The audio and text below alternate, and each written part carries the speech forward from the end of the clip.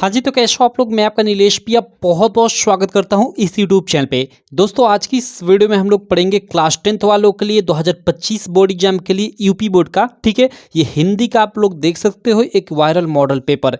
चलो इसको पूरा का पूरा मैं सॉल्व कराऊँगा, कोई चिंता की बात नहीं है। और इसका पीडीएफ भी कैसे मिलेगा, चलो पहले मैं आपका ये एमसीक्यू सॉल्व करा लेता हूँ, उसके बाद मैं आपको बता दूंगा कि इसका पीडीएफ भी आपको कैसे मिलेगा। पीडीएफ बिल्कुल इसका मिल जाएगा, ठीक है? ये जो चीज़ें लिख रहा हूँ ये सब लिखा हुआ भी आपको मिल जाएगा इस पे, जिससे आप आसानी से पढ़ सको, ठीक है? चलो आंसर सहित आपको पीडीएफ मिल जाएगा। सबसे पहले आप कोड देख सकते हो 8 से 1 डीडी, ठीक है? आप लोग का 70 मार्क का पेपर होता है, आप सब लोग जानते हो। 30 मार्क स्कूल से मिलता है, यानी आपका पूरा का पूरा 100 मार्क का हिंदी का पेपर होता है, ठीक है? सबसे पहले खंड अ के अंतर्गत आपका जानते हो 20 मार्क का एमसीक्यू रहेगा। चलो इन एमसीक्यू को सबसे पहले हम लोग करते हैं। सबसे पहला आप लोग देख सकते हो क्वेश्चन है कि चिंतामणि के रचयिता है, यानी चिंतामणि के रचनाकार कौन है? तो आचार्य रामचंद्र शुक्ल सही ऑप्शन हो जाएगा। सेकंड प्रश्न है कि पंच परमेश्वर कहानी के लेखक है। पंच परमेश्वर कहानी के लेखक कौन है भैया? तो वो है हम लोग के प्रेमचंद, ठीक है मेरे भाई? चलो आगे देखते हैं अगला प्रश्न। अगला प्रश्न है इसका सेकंड ऑप्शन सही हो जाएगा।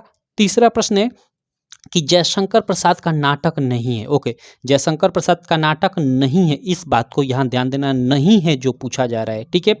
यहाँ पे देखो ऑप्शन है कि ध्रुव स्वामिनी, ध्रुव स्वामिनी बिल्कुल है। चंद्रगुप्त है, स्कंदगुप्त है, ये आपका नहीं है। लहरों का राजहंस, ये मोहन राकेश जी का है, ठीक है? मोहन राकेश का है, ठीक है मेरे भाई? तो ये याद रखना, काफ़ी इंपॉर्टेंट है, एग्जाम में आता भी है। तो ये 3 प्रश्न हो गए। चलो इधर चलता हूँ चौथे प्रश्न की तरफ। 1 मिनट थोड़ा फोल्ड कर लेता हूँ, ठीक है? और आगे के प्रश्नों को हम लोग सॉल्व करते हैं। चौथा प्रश्न यहाँ आप स्क्रीन पे देख सकते हो।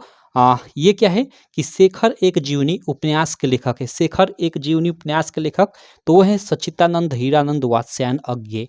ये आपका डी वाला बिल्कुल राइट ऑप्शन हो जाएगा। उसके बाद पांचवा प्रश्न है कि अपनी खबर आत्मकथा है। देखो अपनी खबर, ये आत्मकथा किसकी आत्मकथा है? आत्मकथा विधा पे आधारित रचना है अपनी खबर, और ये पांडे बेचन शर्मा उग्र की रचना है। तो ए वाला आपका बिल्कुल राइट ऑप्शन हो जाएगा। प्रश्न संख्या 5 के बाद प्रश्न संख्या 6 है कि भूषण किस युग के कवि है? भूषण हमें बताना है कि किस युग के कवि है। तो भाई भूषण रीतिकालीन कवि है, ठीक है?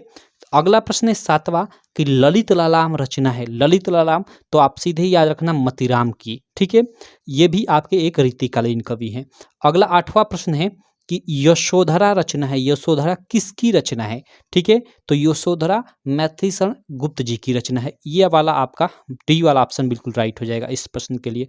अगला प्रश्न संख्या 9 है कि आंगन के पार द्वार रचना है। आंगन के पार द्वार किसकी रचना है? तो देखो भाई, जो आंगन के पार द्वार है वो सच्चिदानंद हीरानंद वात्स्यायन अज्ञेय जी की ही रचना है। तो ये बी वाला बिल्कुल राइट ऑप्शन हो जाएगा। प्रश्न संख्या 10 है कि दीप शिखा काव्य संग्रह रचना है। ओके, ये दीप शिखा जो काव्य संग्रह किसकी रचना है? तो भाई महादेवी वर्मा जी की। ये ए वाला बिल्कुल राइट ऑप्शन हो जाएगा। तो देखो ये हम लोगों ने 10 प्रश्न देख लिया शुरू के। ये आपके हिंदी गद्य और पद्य से प्रमुख लेखकों, कवियों, उनकी रचनाओं और विधाओं से संबंधित प्रश्न पूछे जाएंगे 10 शुरू में, ठीक है? उसके बाद जो आगे के प्रश्न होंगे 10, वो आपके एक तरह से हिंदी व्याकरण से संबंधित प्रश्न होंगे। तो चलो इनको भी हम लोग सॉल्व कर लेते हैं। जैसे इसमें ये पहला प्रश्न बोल सकते हैं हिंदी व्याकरण का, या पेपर का 11वां प्रश्न।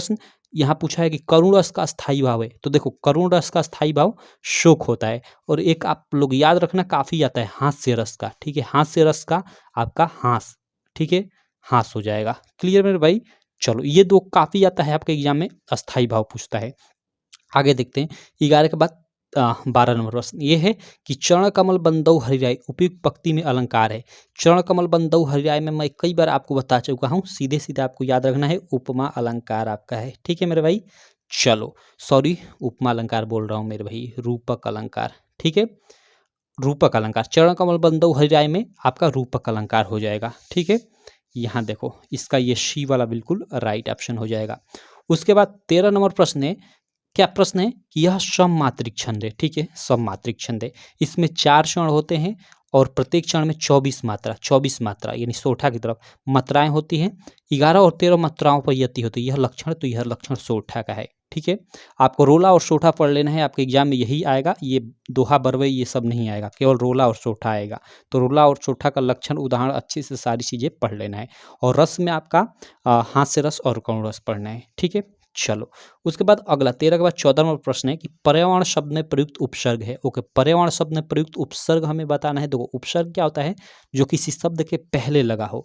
तो जैसे यहाँ देखो वर्ण तो पर्या, तो काफ़ी लोग इस पे मतलब इसको मारेंगे, लेकिन ये गलत हो जाएगा।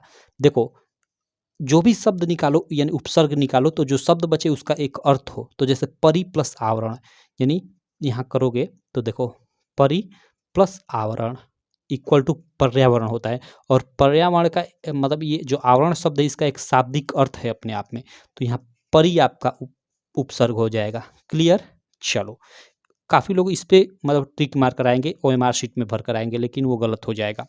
15 नंबर प्रश्न है कि तद यानी तद का, तद यानी वह, इसका स्त्रीलिंग शब्द का सप्तमी व्यक्ति बहुवचन रूप बताना है। देखो आप में तद यानी तद का मतलब होता है वह, ठीक है, ये सर्वनाम शब्द रूप है, और वह तो स्त्रीलिंग भी होता है पुल्लिंग भी, तो तद का आपका स्त्रीलिंग का भी और पुल्लिंग का भी, ठीक है, दोनों का आपको शब्द रूप याद करना पड़ेगा। आप याद कर लेना, ठीक है। आपके एग्जाम में ये ज़्यादा चांस है, क्योंकि अब आपके एग्जाम में केवल सर्वनाम शब्द रूप पूछा जाएगा।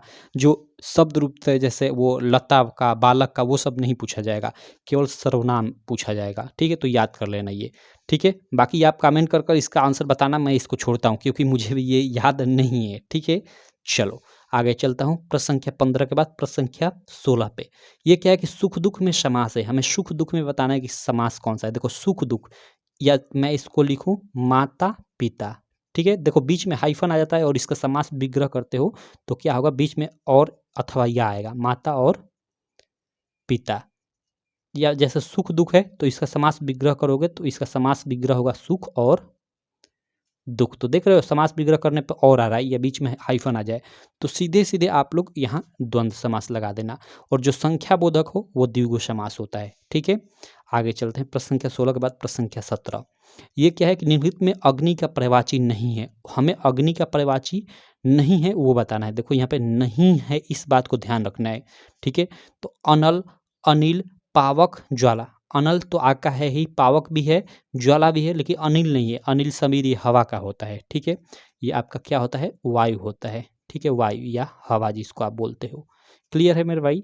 चलो आगे चलते हैं। अगला प्रश्न 17 के बाद प्रश्न संख्या 18, यह क्या है कि वाक्यों का वर्गीकरण डाट डाट आधारों पर किया जाता है। कितने आधारों पर किया जाता है यहाँ पे भरना है। तो देखो ये आपका ना पिछले साल एक नया टॉपिक जुड़ा था, वाक्य का स्वरूप, उससे ये प्रश्न है, ठीक है। तो वाक्य का स्वरूप से प्रश्न है कि वाक्यों का वर्गीकरण डाट डाट आधारों पर किया जाता है। तो देखो 2 आधारों पर किया जाता है। कौन कौन से वो 2 आधार हैं? तो आपका एक रचना के आधार पे, एक रचना के आधार पर, और एक अर्थ के आधार पे, अर्थ के आधार पर, ठीक है भाई। अर्थ के आधार पे 8 भागों में और रचना के आधार पे 3 भागों में बांटा गया है, ठीक है। इसको मैंने डिटेल्ड में भी इसका वीडियो बनाया हुआ है, 52 मिनट की वीडियो है। आप हिंदी की प्लेलिस्ट में जाओगे तो वहाँ मिल जाएगी, तो आप देख भी सकते हो। अगला प्रश्न है 19 नंबर कि वाच्य का भेद नहीं है। देखो यहाँ नहीं है हमें बताना है, तो वाच्य का भेद कर्तृवाच्य है ही, कर्मवाच्य है ही, भाववाच्य है ही। तो भाई ये तीनों वाच्य के भेद हैं, ठीक है। तीनों के तीनों वाच्य के 3 ही भेद होते हैं, कर्मवाच्य, कर्तृवाच्य और भाववाच्य, और नहीं हमें पूछ रहा है तो इनमें से तो ये वाला हम लोग का ऑप्शन सही हो जाएगा, डी वाला, क्योंकि हमें नहीं है बताना है। तो ये तीनों हैं, तो अब ऑप्शन में कोई अलग हमें नहीं है, तो इनमें से कोई नहीं हम लोग चूज करेंगे कि कोई ऑप्शन सही नहीं है। आगे चलो, प्रश्न संख्या हम लोग 19 के बाद 20 देख लेते हैं कि विकारी पदों की संख्या है। देखो जो विकारी पद हैं उनकी संख्या 4 है, ठीक है। संज्ञा, सर्वनाम, विशेषण और क्रिया, ठीक है। ये लिंग, वचन, कारक आदि के कारण इनका रूप परिवर्तित होता है। तो वे शब्द या वे शब्द ही बोलो, वे शब्द जिनका लिंग, वचन, कारक के अनुसार रूप परिवर्तित हो जाए उन्हें विकारी शब्द कहते हैं, ठीक है। जैसे वो 4 होते हैं, जैसे आपका संज्ञा हो गया, सर्वनाम हो गया, विशेषण हो गया और क्रिया हो गया, ठीक है। तो यहाँ 4 आपका डी वाला ऑप्शन बिल्कुल राइट हो जाएगा। चलो आगे अब हम लोग खंड अ के बाद खंड ब में चलते हैं, जिसमें आपके वर्णनात्मक प्रश्न होंगे 50 मार्क के, ठीक है। लेकिन उससे पहले मैं आपको ये बता दूं कि PDF आपको कहाँ मिलेगा। जैसे यही मतलब ये वीडियो शूट कर लूँगा, उसके बाद इसका मैं अच्छे से PDF बनाकर और ऐप पे डाल दूंगा, ठीक है। उसके बाद जाकर ऐप पे एक बार ये सारी चीज़ें ये लिखी रहेंगी, इसको देख देख कर आप रिवाइज कर लेना। तो कहाँ मिलेंगी? तो हमारी ऐप पे मिलेंगी। ऐप का क्या नाम है मेरे भाई? मेरी ऐप है, यहाँ देख लो, UPMSP स्टडी, ये ऐप है, ठीक है। इसको आप प्ले स्टोर से डाउनलोड कर सकते हो या इसका लिंक इस वीडियो के डिस्क्रिप्शन बॉक्स में भी मिल जाएगा। ठीक है, आप डाउनलोड कर लेना, वहाँ पे रजिस्ट्रेशन कर लेना और रजिस्ट्रेशन करने के बाद वहाँ पे जाओगे ना तो उसी में एक सेक्शन, कई सारे सेक्शन मिलेंगे। ठीक है, जैसे प्रीवियस ईयर पेपर का ये वो, उसी में एक मिलेगा आपको सेक्शन PDF क्लास नोट्स का, PDF क्लास नोट्स का।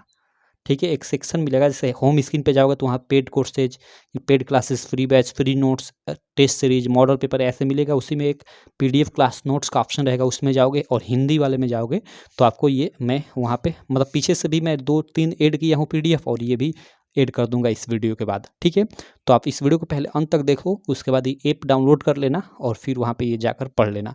और बाकी वहीं पे हम लोग का एक लक्ष्य बैच है मेरे भाई। ठीक है, लक्ष्य बैच, उसको भी आप ज्वाइन कर सकते हो। लक्ष्य बैच जिसकी प्राइस 299 है, लेकिन वहाँ पे एक कूपन कोड है। ठीक है मेरे भाई, कूपन कोड अगर यूज करते हो आप लोग, कूपन कोड LV100 यूज करते हो ना, ठीक है, LV और 100 आप डालोगे कूपन कोड तो आपको 100 रुपये का डिस्काउंट मिल जाएगा। यानी 299 वाला जो आपका मतलब लक्ष्य बैच का प्राइस है वो मात्र 199 रुपये में हो जाएगा। 199 रुपये में बाई कर सकते हो। ठीक है, अब देखो उसमें क्या मिलेगा लक्ष्य बैच में, तो आपके ये सारे के सारे ये वायरल पेपर का अच्छे से आपको एकदम अच्छे से PDF में सॉल्यूशन मिलेगा और सबका टेस्ट भी मिलेगा।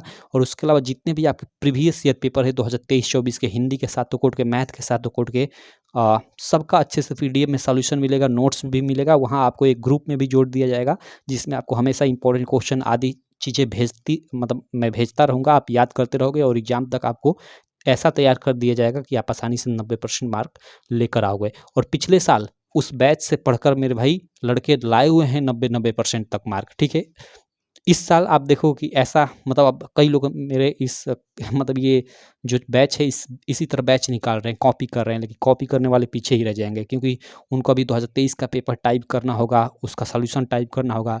यहाँ मैं 2024 का टाइप कर रहा हूँ, सॉल्यूशन कर रहा हूँ, समझ सकते हो, जिसकी प्राइस ये मात्र 199 रुपये है। तो आप लक्ष्य बैच भी ज्वाइन कर सकते हो ऐप पे। ठीक है, बाकी आपका मन, कोई भी दिक्कत हो तो आप इस नंबर पे, अभी आपको ये नंबर दिख रहा है यहाँ देख सकते हो, ये 85 42 86 64 46, इस पे आप व्हाट्सअप कर सकते हो। ठीक है मेरे भाई, ये मेरा व्हाट्सअप नंबर है, इस पे आप व्हाट्सअप कर सकते हो कोई भी दिक्कत हो तो।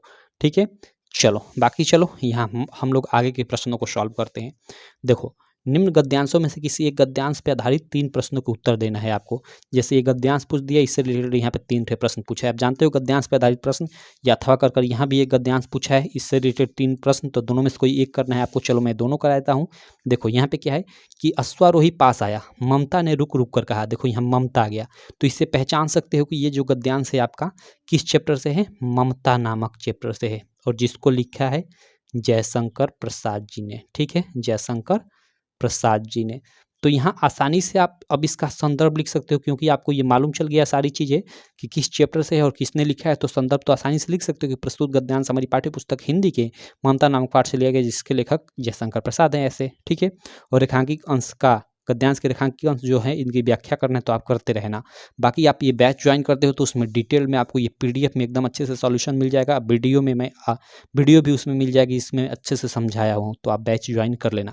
बाकी चिंता ना करो, बैच भी नहीं ज्वाइन कर तो यूट्यूब पे भी मैं इसको सॉल्व कराऊंगा, लेकिन अभी ऊपर इसको सॉल्व करा देता हूँ। ठीक है, चलो बाकी सेकंड पे चलता हूँ। ये गद्यांश देखो, कितना जीवन बरस पड़ा है इन दीवारों पर, दीवारों की बात आ गई, यानी दीवारों ऐसी चीज़ है आपको, अजंता वाला एक चैप्टर है। ठीक है, अजंता, ये किससे लिया गया है, अजंता, जिसको लिखा है भगवत शरण उपाध्याय ने, जिसको लिखा है भगवत शरण उपाध्याय। ठीक है, उससे ये आपका गद्यांश लिया गया है। ठीक, तो सिंपल इस गद्यांश का आप संदर्भ व्याख्या करते रहना। बाकी मैं अगले प्रश्न पे चलता हूँ। देखो सेकंड नंबर जो प्रश्न रहेगा, जैसे ये गद्यांश था, यहाँ पे अब आपके 2 पद्यांश रहेंगे, एक यहाँ है, एक अथवा कर यहाँ है, और दोनों से रिलेटेड यहाँ पे प्रश्न पूछा रहेगा 3-3 टे। उस प्रश्न में आपका संदर्भ व्याख्या तो निश्चित रहेगा। ठीक है, और एक नॉर्मल सा प्रश्न भी रहेगा। ठीक, तो संदर्भ व्याख्या अच्छे से आपको पढ़ना है। तो देखो, ये देखो, पुरते निकसी रघुबीर बधु धरि धीर डग मग में डग द्वय। देखो पहली लाइन से मैं भाई ये मुझे एकदम अच्छे से क्लियर है, आपको भी क्लियर होगा, तो आप पहली लाइन पढ़ोगे तो आपको मालूम चल जाएगा। ये पंक्तियाँ ना जो तुलसीदास ने लिखा है, तुलसीदास जी द्वारा लिखित है, जो चैप्टर है वन पथ पर आपका सिलेबल है वन पथ पर, उसी से ली गई हैं। तो सिंपल है, अब इसका आप संदर्भ लिखते रहना, ठीक है, इस पद्यांश का संदर्भ लिखते रहना। और देखो इसमें आप संदर्भ लिखोगे तो लेखक नहीं बल्कि कवि या कवि के शब्द का यूज करोगे, ठीक है, या रचनाकार शब्द का यूज करोगे। जैसे प्रस्तुत पद्यांश हमारी पाठ्य पुस्तक हिंदी के वनपथ पर नामक पाठ लिख दो या शीर्षक लिख दो, ठीक है। वनपथ पर नामक शीर्षक से लिया गया है, जिसके रचनाकार या जिसका रचयिता तुलसीदास है, ऐसे लिख दो, आपका संदर्भ हो गया। और ये पढ़कर उत्तर देते रहना। बाकी मैं अगले प्रश्न पे चलता हूँ। देखो ये जो पद्यांश है, मेवाड़ केसरी देख रहा, केवल रण का न तमाशा था, वह दौड़ दौड़ करता था रण, वह मान रक्त का प्यासा था, चढ़कर चेतक पर घूम घूम करता सेना रखवाली था, ले महामृत्यु के साथ साथ, ले महामृत्यु को साथ साथ मानो प्रत्यक्ष कपाली था। ठीक है, ये आपका ना जो हल्दी घाटी, आपका एक चैप्टर है हल्दी घाटी, ठीक है, जिसको आप ध्यान से नहीं पढ़ते हो, ठीक है, हल्दी घाटी, ठीक है, जिसको लिखा है श्याम नारायण पांडे, श्याम नारायण पांडे जी द्वारा लिखित है, ठीक है, उससे ये पद्यांश लिया गया है।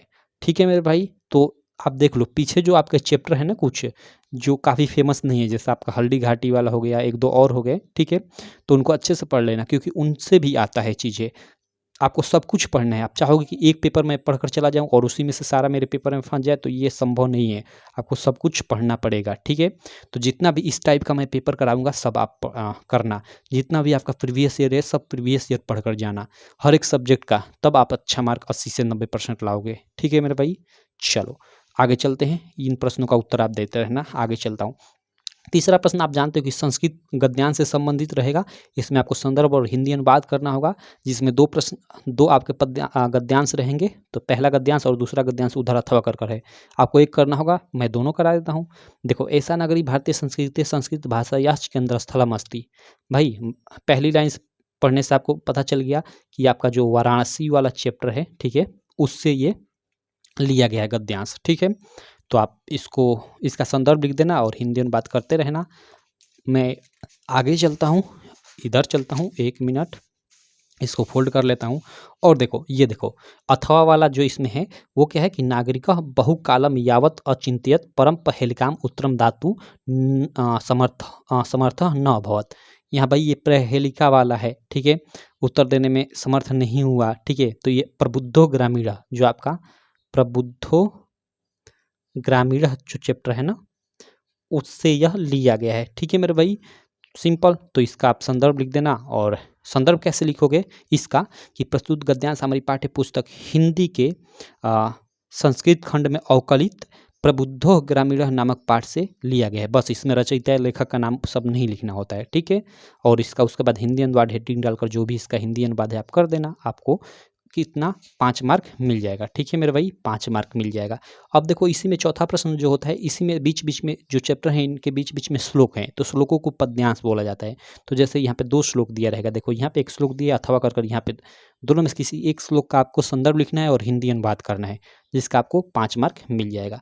तो देखो सर्वे भवन्तु सुखिनः सर्वे सन्तु निरामया, ठीक है, सर्वे भद्राणि पश्यन्तु मा कश्चित् दुःख भाग् भवेत्। ये जो आपका श्लोक है ना, ये पद्यांश है, श्लोक को ही पद्यांश बोला जाता है। ठीक है, तो ये आपका जो भारतीय संस्कृति चैप्टर है ना, भारतीय संस्कृति चैप्टर है ना, उससे लिया गया है। ठीक है, और ये देखो माता गुरुतरा भूमि खात पितोष चरस्तता मन शीघ्रतम वतात चिंता बहुतरणी त्रिरात। ये आपका जीवन सूत्राणी जो चैप्टर है ना, जीवन सूत्राणी, उससे ये लिया गया है। ठीक है मेरे भाई, तो चलो इसका अर्थ अब बाकी आप संदर्भ लिखते रहना। ठीक है, मैं अगले प्रश्न पे चलता हूँ। अगला प्रश्न 5वां आपका खंडकाव्य से संबंधित होगा। खंडकाव्य अपने जिले का आप याद कर लेना, देख लेना आपके जिले में कौन सा खंडकाव्य आता है और उससे संबंधित आप जो भी प्रश्न पूछा गया हो लिख लेना। ठीक है, प्रश्न संख्या 6 के क और ख में आपका जीवन परिचय से संबंधित प्रश्न रहेगा। क में आप लोग का लेखकों का जीवन परिचय रहेगा और ख में आपका यहाँ कवियों का जीवन परिचय रहेगा। किस इसमें देखो 3 ठे दिया है, इसमें 4 ठे दिया है। हालांकि 3 ठे हमेशा देता है, एक बढ़ा देता है कभी कभी, 4 ठे ऑप्शन दे दिया है। तो इनमें से चूज कर किसी एक का लिखना है, इसमें से चूज कर किसी एक का लिखना है। तो आप आचार्य रामचंद्र शुक्ल का, जयशंकर प्रसाद का याद कर लेना, ठीक है, और रामधारी सिंह दिनकर, इसमें कम से कम 3 ठे याद कर लेना। और इसमें आप लोग कम से कम 4 या 5 याद कर लेना, जिसमें आप कुल स्वामी तुलसीदास जी का, सुमित्रा नंदन पंत का, उसके अलावा महादेवी वर्मा का याद कर लेना, काफ़ी इंपॉर्टेंट है महादेवी वर्मा जी का। ऐसे ही कर कम से कम 4 कवियों का जीवन परिचय याद कर लेना, ठीक है। तो देखो जीवन परिचय लिखने का, उनकी एक प्रमुख रचना का नाम लिखने का आपको 5 मार्क दिया जाएगा, ठीक है मेरे दोस्त। और देखो आपका जीवन परिचय लिखने का सही तरीका क्या है ये मैं बता चुका हूँ। मैंने आचार्य रामचंद्र शुक्ल जी का जीवन परिचय लिखवा कर वीडियो डाल दिया है, ठीक है। तो आप चैनल पर जाकर आचार्य रामचंद्र शुक्ल जी का जीवन परिचय देखना, अगर याद नहीं हो तो याद कर लेना, और वहाँ पे लिखने का तरीका भी मैंने बता दिया है, नहीं तो आपका मार्क कट जाएगा, ठीक है। तो जाकर जरूर देखना। अगला प्रश्न देखो, यहाँ पे श्लोकों से संबंधित आपका रहेगा, तो कोई भी आप श्लोक याद कर लेना, अपनी किताब से लिख दोगे, आपको 2 मार्क मिल जाएगा, ठीक है। उसके बाद देखो यहाँ पे 8वां प्रश्न आपका जो रहेगा मेरे भाई, जो 8वां प्रश्न है यहाँ पे देख सकते हो, ये आपका वही संस्कृत वाला जो चैप्टर है उनसे प्रश्न रहेगा। 4 टे किन्हीं 2 प्रश्नों का उत्तर आपको देना होगा, जिसका आपको 2 मार्क मिलेगा। जैसे बीरः केन पूज्यते, तो बीरः वीरेण पूज्यते इसका आंसर है। पदेन बिना किम दूरम याति, पदेन बिना पत्रम दूरम याति, ठीक है। चंद्रशेखर का आशीष, चंद्रशेखर एक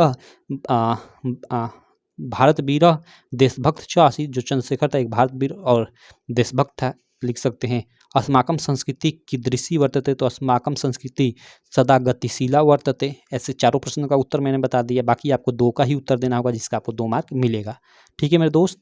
और 9वां प्रश्न आपका रहेगा आपका निबंध संबंधित। 4 ठे या कभी कभी 5 ठे भी ऑप्शन में दे देता है, 6 ठे भी दे देता है, तो इसमें से चूज कर कर किसी एक टॉपिक पे अच्छे से आपको निबंध लिखना रहेगा, निष्कर्ष सहित। निष्कर्ष मतलब रूपरेखा तैयार कर कर अच्छे से 7 मार्क का यह रहेगा, क्लियर। और अंतिम और 10वां प्रश्न आपका रहेगा एक 4 मार्क का पत्र लेखन से संबंधित, ठीक है। आपका पत्र रहेगा, 2 पत्र रहेगा, उनमें से किसी एक टॉपिक पे आपको पत्र लिखना रहेगा, जिसका 4 मार्क मिलेगा। तो ये रहा आपका पूरा पूरा ये पेपर सेट, जिसका मैंने आपको MCQ अच्छे से सॉल्व करा दिया, बाकी ये भी आपका ऊपर ऊपर सॉल्व करा दिया, ठीक है। बाकी डिटेल में आप सॉल्यूशन इसका देखना चाहते हो और इसका सॉल्यूशन में PDF भी पाना चाहते हो, तो हमारी जो ऐप है UPMSP स्टडी, उसको आप डाउनलोड कर लेना, और वहाँ पे फ्री में भी, ये तो मैं अभी जो ये आपको बताया हूँ इसका फ्री में PDF डाल दूंगा, ठीक है। PDF क्लास नोट्स वाले सेक्शन में। और उसके अलावा आप लक्ष्य बैच ज्वाइन करते हो तो आपके मज़े ही मज़े हैं, ठीक है। लक्ष्य बैच जिसकी प्राइस आप जानते हो कि 299 है, ठीक है। 299 आपको पे नहीं करना है। मैं कि तो डायरेक्ट वहाँ पे 199 रुपये पेमेंट कर दूंगा, या यहाँ पे आपको एक कोड डालोगे LB, यानी लक्ष्य बैच 100 आप कोड डालोगे, ठीक है।